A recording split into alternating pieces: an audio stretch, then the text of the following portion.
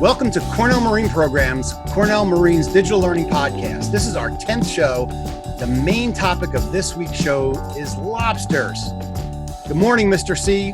Now, where are you today? And what? I can't find it. Where'd it go? Can't believe it. Where is it? What's all the yelling about, Mark? Mr. C there? I'm looking here. Rory, I had a lobster for the show today, and it was in the refrigerator and it escaped. I think it's under the couch. What's going on? You lost a lobster? Yes. It's under the couch, I think, somewhere. Oh, man. How could you lose a lobster in your house? I don't know. It's never happened to you before, Rory? No, it's never happened to me before. Are you kidding me? Now, Well, this is really funny. I think I'm just going to sit back and watch you panic. no, Rory, come on. Quit fooling around. Show a video or something. Rory. I got to find this lobster. No way, man. This is too much fun. Come on, Rory. You're killing me here, Rory. Quick, put a video on, please. All right. I'll put, you know what? I'll put a video on. And this is better though, Mark. This is more fun. I know you're having fun, but I got to find this lobster. All right. Listen, I'm going to put a Cornell Marine moment on, all right? And it's all about the derelict lobster traps and the removal of them on Long Island Sound. Boom.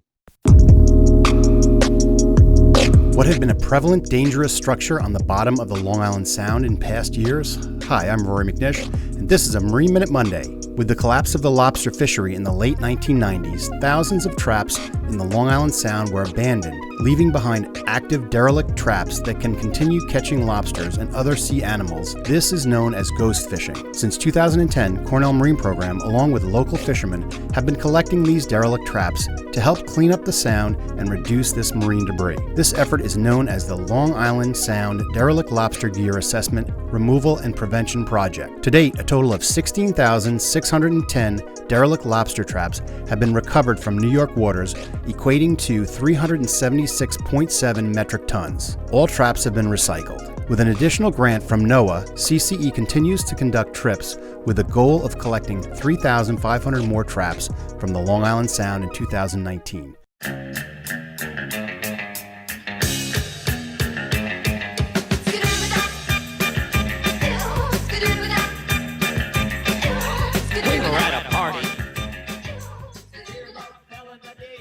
Oh yeah, welcome back to Rock Lobster. Mark! Yeah, Mr. Rory, C.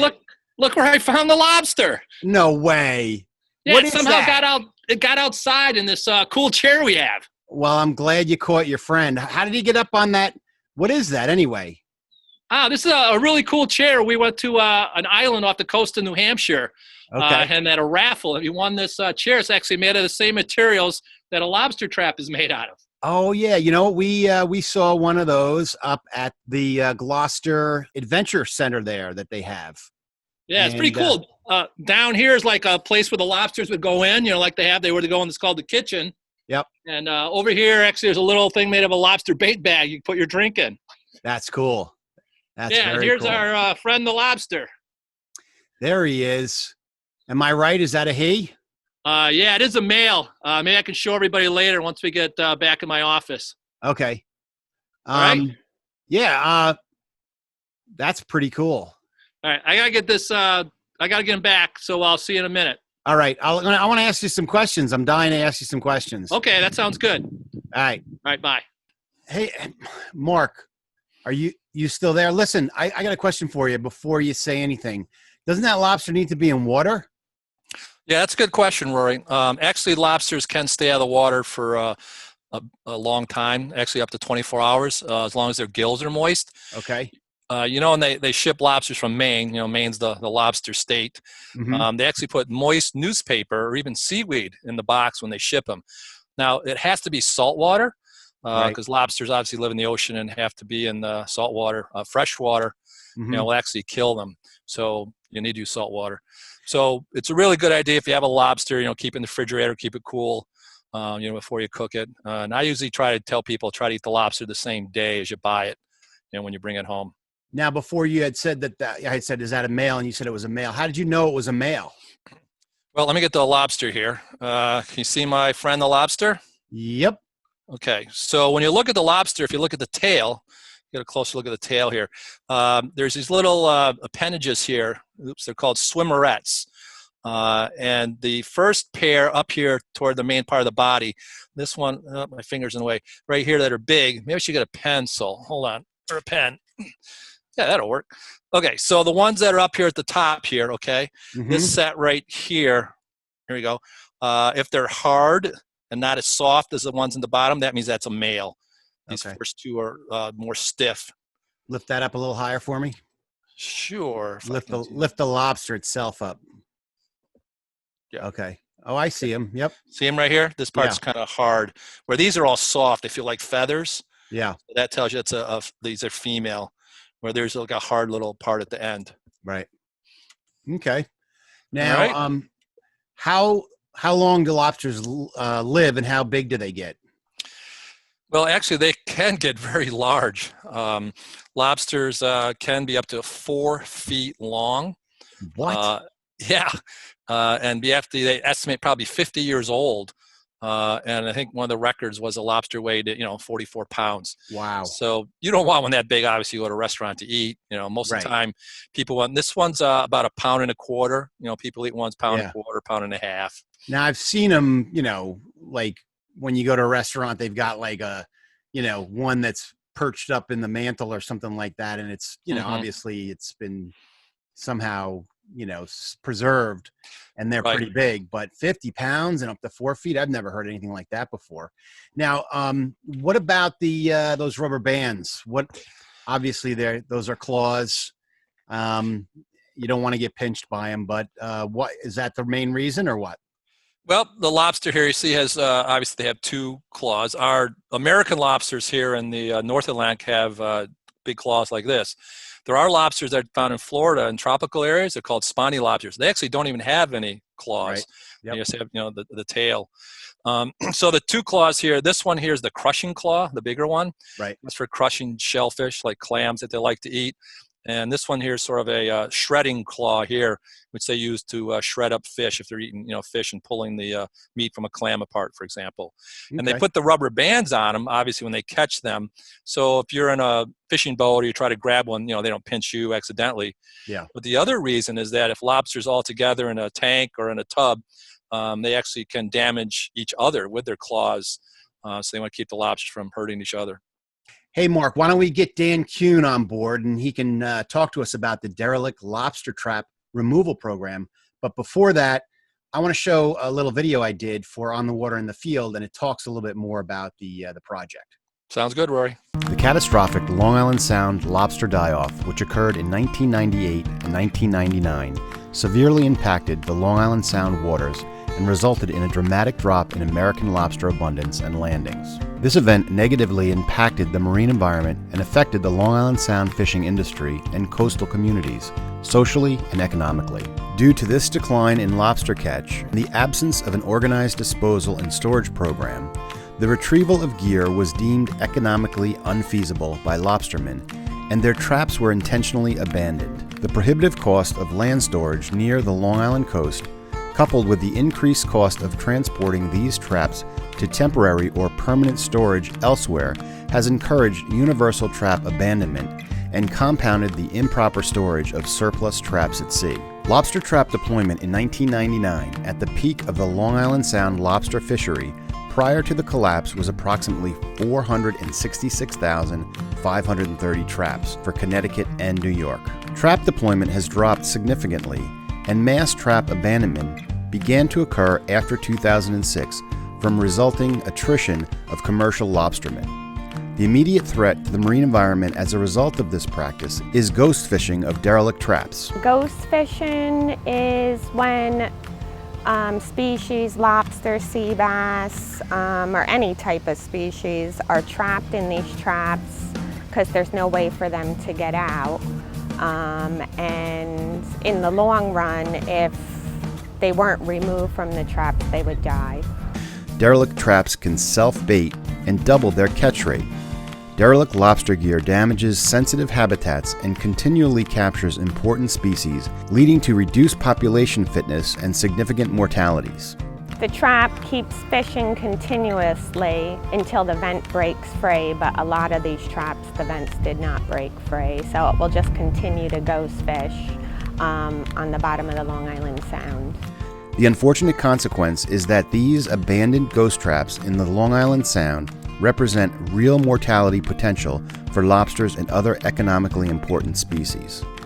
To date, Cornell Marine Program staff, along with active lobstermen, removed 16,610 derelict lobster traps, weighing 830,500 pounds. I would say that was the most important part of the project, is everybody coming together, all our partners, the Long Island Sound Commercial Fishermen's Association. They worked with us every day. If it wasn't for them, the project wouldn't be successful, along with the entire community coming together, all the different towns, town of Brookhaven, village of Northport, working with us. They would come and crush the pots for us. We could use their facilities, and I think overall, the community coming together as one made the project very successful. The results of this project indicates that there is still more to be done, given the estimated number of derelict lobster traps in the Long Island Sound to date. Areas of derelict lobster traps are yet to be discovered, although a significant number have been retrieved.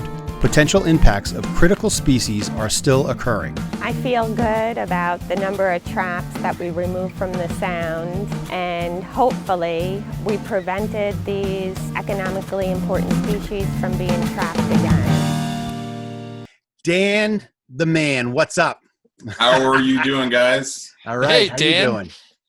What's Happy happening? to be on the show. Hey, All right, I like your office set up there.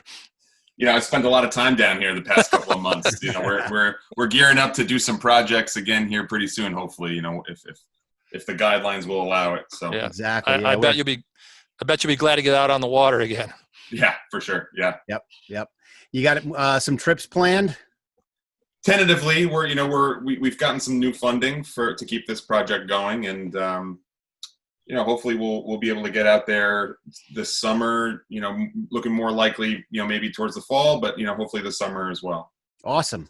Great. I've been out there, and it's a great project. I really enjoyed being out with the fishermen and you guys. You know, it's cool.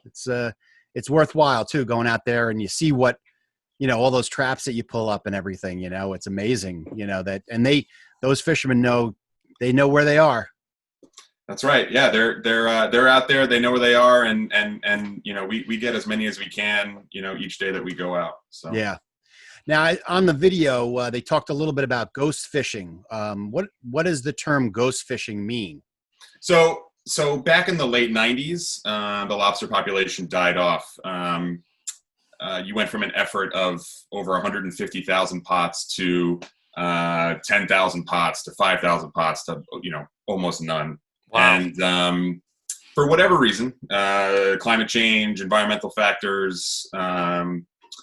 So a lot of the lobstermen were not able to store their gear on land. Prices on land are very expensive, you know, to store these thousands of pots that these lobstermen had. So a lot of those pots were what's called, you know, stored at sea, with the hopes that the lobster population would bounce back after a couple of years, and inevitably it didn't. And a lot of those lobstermen decided to, you know, sell their boats or get out of the business and stuff like that. So a lot of those pots were abandoned or even lost because of ice flows and barges and stuff. So what happens with those pots is that you'll have one lobster that crawls in, eats whatever bait is in there, but then eventually starves to death and dies. And that lobster then becomes the bait for the next lobster to come in, eats that dead lobster, dies of starvation eventually, and then the next lobster comes in. So it's a cycle that goes almost indefinitely. And without a lobsterman actively picking the pots and throwing the female egg-bearing females back over and the juveniles back over, you know, you're kind of just wiping out the entire population there when you want to be more selective. So that's basically ghost fishing in a nutshell, and how that can kind of perpetuate itself. Right. Yeah, you mentioned all the pots, Dan. Obviously, the pots have a line on them, and then they have a buoy on top, right? The famous lobster trap buoy. Sure. Yeah. But what we see is like over the years, those buoys get crusted up with mussels and barnacles, and or they get ripped off by the ice. So we actually have to go hunting for them without any kind of visual markers. Right. Yeah. When Rory knows, I was in Gloucester in the 1980s, and one day we had a lot of fun. Obviously, Gloucester Harbor has a lot of lobster pot traps in the bottom and the buoys. We went water skiing one late afternoon and went through all the pots. It's kind of like slalom water skiing. It was kind of fun. Yeah, I wish there were more buoys out there. It'd make our job a little bit more easy. So. Yeah, there you go to find them. So how many years has this project been going on, Dan? We've had iterations of this project for 7 or 8 years now, from different funding sources. So how many pounds of lobster traps do you think you've lifted from the bottom over the years? So we keep a database of every single pot that we've pulled up. We've pulled up over 20,000 pots. Wow. And so our estimate in terms of weight, on average, almost 800,000 pounds. Wow. It's pretty substantial. It's some pots are heavier than others, but on average, we kind of believe that's about the weight that we've collected. So out of that 800,000 pounds, how much weight do you think you've lifted? Well, just in this last project that we finished up a few months ago, I went on every trip. So that was 52 trips. Wow. Wow. And, we're talking 60 to 80 pots per trip here. So, yeah. And they're not light. When they're full of mud and they are heavy. Yeah. You get jacked. Covered in barnacles and coral and full of mud and bricks and all kinds of stuff. So you don't have to go to the gym to work out then. Not that day. Right. How long, give me an overview of like your trips. Like how long were they? What's sort of the process when you go out there? So we do trips out of 3 ports. So we go out of Mattatuck, we'll go out of Mount Sinai Harbor, and Northport Harbor, depending on the time of year and what lobstermen are available. So we usually try to meet the boat there at 6:30 in the morning. So we got to get to the office before that, and you got to wake up and have your coffee before that. So it's an early morning. Oh yeah. So, and we usually spend, between 5 and 8 hours on the boat, depending on how quickly we find them and fill the boat up. Sometimes certain days are a little bit faster than others. And then, we steam in anywhere between half an hour, 45 minutes, sometimes an hour, and then unload the pots. So it's a 10-hour, 12-hour day most of the time, with that early start. So yeah, it's a long day. Wow. Give me some of the names of the fishermen that you've been working with. So out of Mattatuck, we've worked with Mark King. Out of Mount Sinai, for these last few projects, we've been working with Ed Rodman and John German. John German is the head of the Long Island Lobstermen's Association, so he's kind of a big name there. Yeah. And then out of Northport Harbor, we work with George Dahl, who was actually the former mayor of Northport town. Oh yeah, is Phil Carlin still doing it? He helped us out a lot with the pilot program. This is before my time with the project. So he helped out with the pilot program and a lot of the things there, but has been doing other things since then. So. Okay, cool. Yeah, I've actually heard some of those lobster names before, a fisherman. So on a typical day, like how many traps would you pull up, like on an average day? So we aim for between 60 and 80 pots. It kind of depends. So it's kind of like we work until we get up to, a magic number of, 80 pots, or until it's like 2:00 in the afternoon and we kind of have to head in, because it's going to be dark, start getting dark and stuff by the end. So we aim for about 60 to 80 pots. Some days are better. Some days are better than others. But that's what we aim for. So if there's obviously a lot of the buoys are gone, so how do you locate them on the bottom? So we have a grapple system. So it's a 500-foot long piece of line, and it has 10 grapples, steel grapples on chain that hang from it in succession. And then it's got a big 80-pound sled on the front end of that holds that whole system on the bottom. And we're in anywhere between 80 and 130 feet of water. And And, we deploy that one hook at a time. The weight goes off the boat, and then we just drag it until we snag, either the pot itself or the line that connects them, or the buoy upright that's sunk to the bottom or something like that. So it's a pretty efficient way, isn't it, to find the traps? It's a good way. Yeah. It's, it seems to work pretty well. So the reason why all the hooks are one after another is so that one hook can kind of pull the pot out, and if it slips out of that one, the next one will catch it and pull it out a little bit more, because these pots can get sunk in the mud pretty well, especially after being underwater for a decade or more. So yeah. So when you go with these lobster boats, I mean, they sort of know the territory, right? I mean, they know general areas where the lobsters hang out. So those are the spots that you're searching for them, right? Well, we're talking about lobstermen, that we're partnering with and going out with, right, that have been doing this for 50, 60, sometimes 70 years, right? So these guys have the knowledge, they have the wherewithal, they know where everybody else was fishing at any one time. Some of them have gotten in contact with some of the retired guys and gotten their notebooks or gotten the notes, and here are the coordinates as where my traps were. And now you're working with different townships too and stuff like that. Once the pots are in the on the land, they get recycled and everything. I mean, is correct. Yeah. So we do the majority of our trips out of Mount Sinai. So out of the town property there, there's a town launch ramp, and that's where the commercial guys are. So the town has been great. They'll bring, we'll pile the traps in the parking lot, and then they'll come by. The parks department will come by with their bucket loader and just flatten them like a pancake. Yeah. Right. I think we saw that in the video. Yeah, it's pretty impressive. And they'll load them up in a dumpster that we'll get from Gershow, and then from there they get recycled. So all the metal, the steel cable all gets recycled. And then the rope and all that. Well, all the rope then actually gets separated, and that gets sent to Covanta where they incinerate it. So it's kind of okay. Don't they call it line on a lobster boat? Yeah. Rory, you should know that. I'm no landlubber. There you go. So Dan, could you tell us maybe what the strangest things you ever found in a trap, or some other different types of marine life besides lobsters that have come up? Well, so it's not just about the lobsters. I mean, the lobsters are the primary focus of our project, but we see a lot of other species in there, and species that historically and maybe even now have been of concern or have had shutdowns in the past. So we see a lot of black sea bass. We see a lot of blackfish in the traps. Scup. Horseshoe crabs, we'll pull crabs in there.